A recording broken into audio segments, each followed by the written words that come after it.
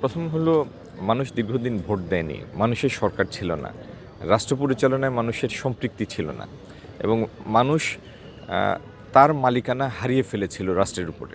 তো আগামী নির্বাচন হচ্ছে সেই রাষ্ট্রের উপর মানুষের মালিকানা ফেরত পাওয়ার প্রথম অধ্যায়। তারপরে হচ্ছে আমাদের সামনে যে চ্যালেঞ্জগুলি, যদি আল্লাহ তৌফিক দেন, মানুষের সমর্থনে আমরা রাষ্ট্র পরিচালনার সুযোগ পাই, সুশাসন প্রতিষ্ঠা করা, আর্থিক সুশাসন আনা, ব্যাংক ব্যবস্থাকে ঢেলে সাজানো,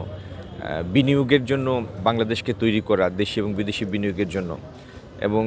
বিশেষত সিলেটের কর্মসংস্থানহীনতা দূর করা, জলাবদ্ধতার অবসান ঘটানো, অনলাইন গেমলিং থেকে সিলেটকে বের করা, ড্রাগের প্রকোপ থেকে সিলেটকে বের করা,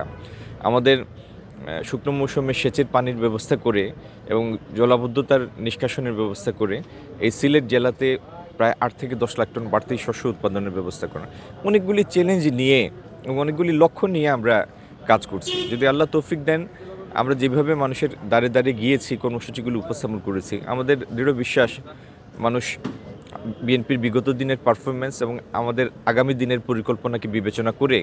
ইনশাল্লাহ আমাদেরকে সমর্থন করবেন এবং রাষ্ট্র পরিচালনার সুযোগ দেবেন।